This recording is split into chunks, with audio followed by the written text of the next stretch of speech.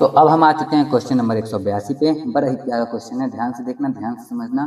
यदि रुपये 750 को x, y और z तीन भागों में इस प्रकार विभाजित किया जाता है कि x माइनस 5 अनुपात y माइनस 10 अनुपात z माइनस 15 5 अनुपात 4 अनुपात 3 के बराबर हो, तो x, y और z का हिस्सा ज्ञात करें। अनुपात है, अनुपातिक राशि मानेंगे, सॉल्व करेंगे क्वेश्चन को। सबसे पहले देखो हमारे पास में है x माइनस 5 अनुपात y माइनस 10 अनुपात z माइनस 15 बराबर है किसके? 5 अनुपात 4 अनुपात 3 के। ठीक है, अगर हम अनुपातिक राशि मान ले, क्योंकि इसमें x, y, z तीनों दिया हुआ है, तो हम अनुपातिक राशि p मानते हैं। तो अनुपातिक राशि p मानने के बाद इसका जो हिस्सा होगा जो कि 5 है वो 5p हो जाएगा, इसका हिस्सा 4p हो जाएगा और इसका हिस्सा 3p हो जाएगा। और तीनों को अगर हम जोड़ देते हैं जैसा कि दिया है x minus 5 plus y minus 10 plus z minus 15, तीनों को जोड़ेंगे तो ये हमारा इसके योगफल के बराबर होगा। 5 4 9 3 12p के बराबर होगा। यहाँ तक कोई दिक्कत वाली बात नहीं, मेरे ख्याल से तो नहीं हुआ होगा। आगे समझो, इसको हम अच्छे से लिखें तो हमें मिलता है x plus y plus z minus 15 10 25 5 30 बराबर 12p। अब ध्यान देना, क्वेश्चन में हमारे पास में लिखा हुआ है कि यदि रुपये 750 को x, y, z तीन भागों में इस प्रकार विभाजित करते हैं, यानी कि 750 रुपये को x, y और z में विभाजित किया गया, तो x को कितना दिया गया होगा, y को कितना दिया गया होगा, z को जितना दिया गया होगा, तीनों को जोड़ेंगे तो कितना आएगा 750, क्योंकि 750 रुपये ही तीनों में बांटे गए हैं। तो यहाँ पे x, y और z लिखा हुआ है जोड़ में, तो तीनों को जोड़ेंगे तो कितना आएगा 750 रुपया माइनस 30 तो है ही, बराबर में 12p तो है ही। तो 750 में से 30 घटाओ तो आ गया 720 बराबर 12p। तो 12 से 720 को काटो तो 72, तो p बराबर आ गया हमारा 60। तो p बराबर हमारा 60 आ गया, तो इन तीनों का वैल्यू भी मिल जाएगा। इसका वैल्यू 5p के बराबर था, 60 में 5 से गुना करो तो हो गया 300। इसका वैल्यू 4p के बराबर था, 4 में p का गुना करो यानी कि 6 चौके 24 यानी कि 240। और इसका 3p के बराबर था, 3 में 60 का गुना करो तो 180। अब हमसे पूछा गया x, y और z का मान ज्ञात कीजिए। जब इसका वैल्यू x माइनस 5 का वैल्यू 300 के बराबर आया है, तो x का वैल्यू ऑब्वियसली 305 हो जाएगा।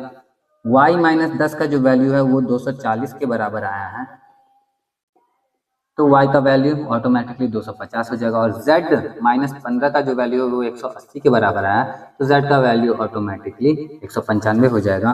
तो x, y और z का को कितना रुपया मिला वो पूछा गया हमसे, तो तीनों का हिस्सा 305 250 195 हमारा ऑप्शन डी में है। तो ऑप्शन डी हमारा करेक्ट आंसर हो जाएगा। उम्मीद करता हूँ समझ में आ गया होगा, आसान सा तो क्वेश्चन था, 2 मिनट में हो गया। अब जब 2 मिनट में हो ही गया है तो अगला क्वेश्चन भी इसी वीडियो में देख लेते हैं। तो अगला क्वेश्चन क्या है हमारा, क्वेश्चन नंबर 183 आपको ऊपर दिखाई देगा, मैं पढ़ के बता देता हूँ।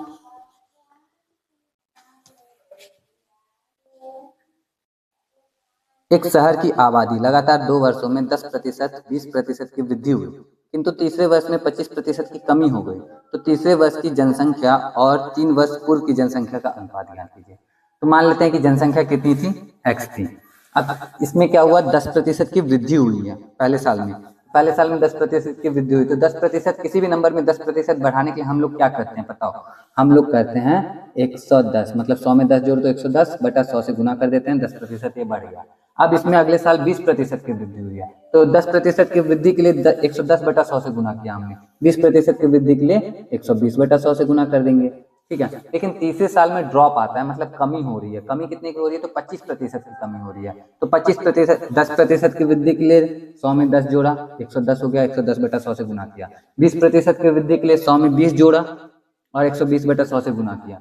तो अब 25% की वृद्धि नहीं है, कमी है। कमी है तो 100 में से 25 घटाएंगे, हो जाएगा 75, और इसमें गुना करेंगे 75 बटा 100 से। तो ये थी हमारी पहले की जनसंख्या, 3 वर्ष पहले की जनसंख्या, और ये है हमारी 3 वर्ष बाद की जनसंख्या। तो 3 वर्ष बाद की जनसंख्या पहले कैलकुलेट कर लेते हैं, आ कितना रहा है, उसके बाद आगे हम देखेंगे। तो सबसे पहले तो 2 जीरो से तो 2 जीरो डायरेक्ट हम काटेंगे, और 25 या 75 होता है, 25 चौका 100 होता है, 4 से 12 काटो 3 बार में कट जाएगा।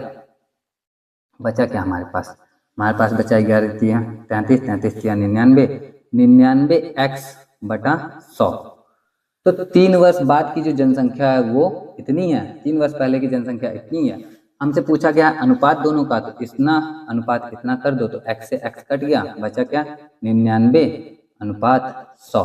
तो 99/100 हमारा क्या हो जाएगा, करेक्ट आंसर होगा। देख लें ऑप्शन में क्या है हमारे, ऑप्शन सी में है 99/100। अच्छा, यहाँ पे ऑप्शन डी में 100/99 भी दिया हुआ है। तो ध्यान देना, हमसे पूछा क्या गया उसको देख लेते हैं, कहीं मेरा ही गलत ना हो गया। तीसरे वर्ष में जनसंख्या, तो तीसरे वर्ष में जनसंख्या इतनी थी और 3 वर्ष पूर्व की जनसंख्या वो इधर थी। तो इधर इधर लिखा, इसको पहले लिखेंगे, इसको बाद में लिखेंगे, ठीक है। और वही अगर रहता है कि 3 वर्ष पूर्व की जनसंख्या जो कि ये होती, और तीसरे वर्ष 3 वर्ष बाद की जनसंख्या का अनुपात बोलो, अगर ये पहले लिखा है तो हम इसको पहले लिखेंगे, ये पहले लिखा है तो इसको पहले लिखेंगे। इस वाले क्वेश्चन में इसको पहले लिखा गया है इसलिए इसको पहले रखेंगे और हमारा आंसर 99/100 आएगा। और अगर दूसरे इसको पहले लिखा गया तो 100/99 आ जाता। तो इसको ध्यान देना अच्छे से, नहीं तो गड़बड़ हो जाएगा। कई बार लोगों का होता है गड़बड़। और मजे की बात है कि अभी आप शायद इसको, इस बात को अंडरस्टिमेट कर दो कि क्या ही होगा, लेकिन जब हो जाएगा गड़बड़ ना, तब आप दूसरों को सिखाते रहोगे। कि अपने अनुभव से जब लोग सीखते हैं ना, तो वो ज़्यादा अच्छा समझ में आता है। तो कोशिश करना मेरे अनुभव से ही सीख लो, अपने अनुभव से सीखने की नौबत ना आए तो अच्छा रहेगा ज़्यादा। बाकी ठीक है, जो जैसे सीखता है सब अपने अपने हिसाब से सीखते हैं। तो उम्मीद करता हूँ कि इस वीडियो से भी आप कुछ सीख पाए होगे। अगर सीख पाए हो तो कमेंट करके बताना कि कुछ सीखा आपने, हेल्पफुल रही आपके लिए वीडियो। नहीं रही तो कोई बात नहीं है। बाकी आज की वीडियो के लिए इतना ही है। मैं मिलता हूँ आपसे नेक्स्ट वीडियो में। टिल देन अपना ख्याल रखना, अच्छे से पढ़ाई करते रहना। जय हिंद।